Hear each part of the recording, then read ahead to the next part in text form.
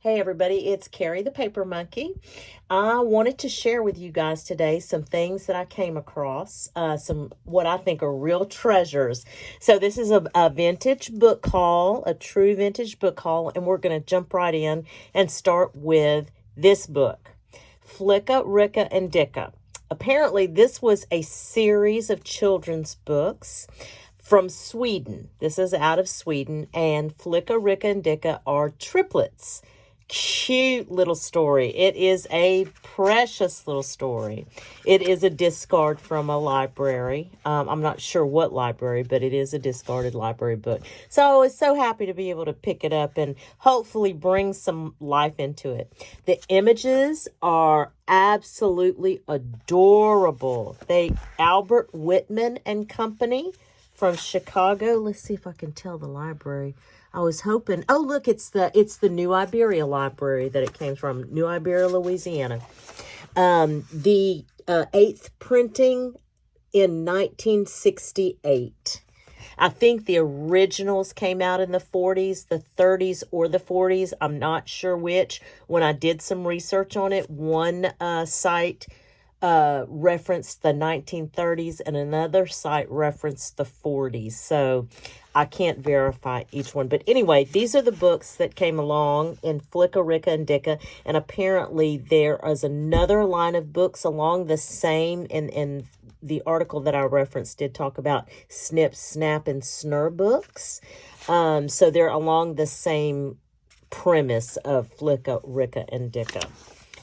I wanted to show you full color images, beautiful. And again, it's the kind of paper, and you'll know what I'm talking about, that just has a certain feel to it that books of today don't have. It's not cardstock, but it's close. It's a heavier weighted type paper. Look how sweet. Look how absolutely sweet these images are. The greens, and they're just... and the font that's used in this book is just lovely, right? So anyway, I just was so excited with that. This is a Bill and Susan. It is a paperback book, but look how beautiful the cover is and the spine. I love this. Very much like a Dick and Jane. I'm sure they're along the same lines. I've heard other thrifters talk about the similarities to Bill and Susan and Dick and Jane, so I'm sure it's a thing. Bill and Susan has a copyright, let's see, of 1945. Super excited with this find. I would love to do something with this book. I'm not sure if I will. Only because before I would ever deconstruct a book, I would have to a book, especially a book like this that is in such good shape, and the age on it. I always want to be able to memorialize a book in a way that I think honors it. So I don't know. I'm just not sure, but I will hold on to it. I mean, it definitely will hold on to it. And I'd love to be able to find a specific person that I could create something with this book for, but it would have to be a specific person that I know that would honor it and cherish it as much as I do. Anyway, so there's that. And the little rabbit who wanted red wings. I'm going to tell you something about the images in this book. Once I show you, maybe it'll make sense to you. I loved the cover of this book. It is in bad shape, no doubt about it. It's seen better days. But I wanted to, again, I think this is a discarded book, but I wanted to give it some life because I think it deserves a second chance of sorts. However, the images, the illustrations are cute. They're beautiful, but let me show you the rabbit. Let's see. The copyright on this is 1941 and 1945. But the illustrations are done by Dorothy Grider, Grider, Grider. Look at the little rabbit. Look at his red eyes. Like, I know white rabbits have red eyes, like the albino rabbits, because we had one growing up, but he looks a little evil. I think another thing that was interesting to me in this book was this, and maybe you guys know, and if you do, share the why behind this, because I've not seen this. Here's your illustration page. First page out, your title page. Then we come to, if I can pull them apart here. Sorry, guys. Which is not uncommon, right? Just some blank pages. Then we've got your title page. So the little white rabbit trotted off to the wishing pond, right? And then you have a couple of more, just blank pages. Then you turn, got your copyright and your what appears to be the first page. You turn, and then blank pages. And it goes on like that. Here's the story. And blank pages. It goes on like that forever. Do you know if that was like a printing press thing? I mean, why? I don't understand why it does that. And it does it throughout the whole book. So it's just odd to me. But anyway, loved it for the cover. The Craziest Halloween. Cute illustrations. Gives you an about the book and about the author. Ursula von Hippel. She's a German author. This is a copyright of 1957. It's from Nina Gates School Library. And just some sweet little black and white images. Oh, sorry, some color in there too.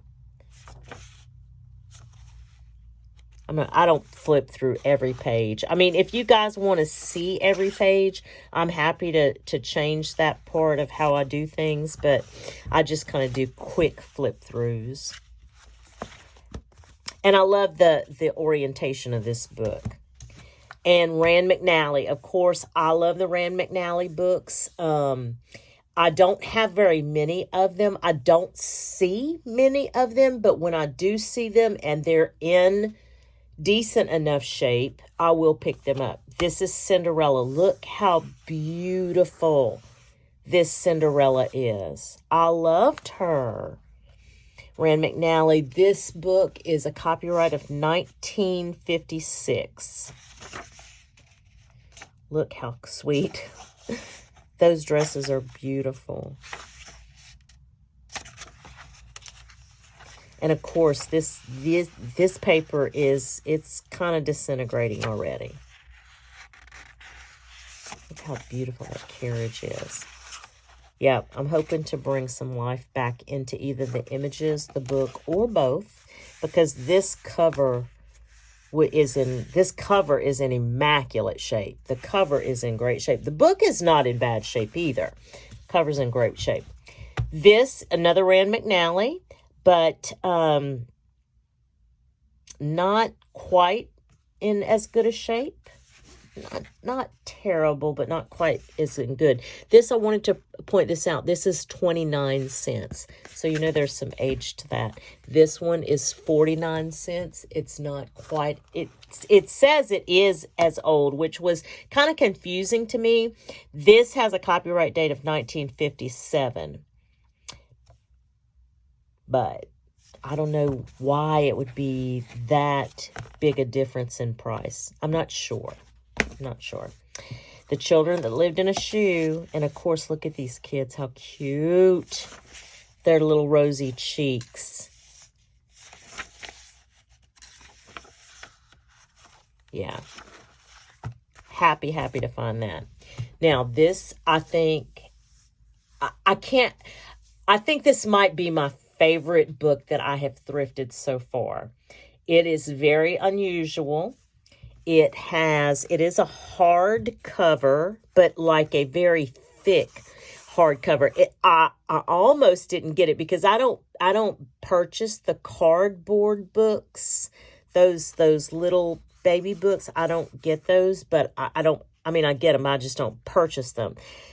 This book, though, had such a unique look to it. I said, let me look at it. So when I picked it up, I thought, oh, wait, okay, this might be something here. So it's meant, of course, this is some type of visual adage there. And when you open the book, it's lovely images. But this book is from 1949. And it is an excellent, I mean, it's not pristine. There is some wear to it a little bit. But it's in pretty darn good shape for the age. I was happy to get this. The paper, even the paper, it's in great shape. It's not like this Rand McNally where you can tell, like just by feeling it, it's getting pretty thin, right? This is in really good shape. So, yeah, rain, go away. Isn't that cute? In fact, Chasing Retro was doing a rain journal. Oh, it reminds me of her. Anyway, thank you so much. That's it. I just wanted to come on and, like I said, do a quick, I know it's not Thrifty Thursday, but I wanted to just do a quick haul for you guys real quick. Oh, I do have one more. Hold on. It was set off to the side. That's right. I wanted to share this with you. One more. This is the first for me of this kind of book. It is a little golden book, but it's my first golden dictionary. Now, I was super excited, and I still am. I didn't even have to open the book. I knew it had some wear to it, but I was super excited because I love the size of it and the colors and everything. I just love everything about this book. And the copyright on this book is 1957.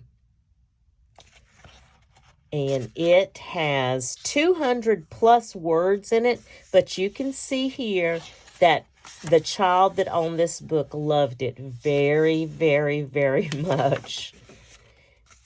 It's not on every page did the child love this book, but a lot of the pages do have the child's love and all over it. Here's a page that looks pretty clean. I love this book.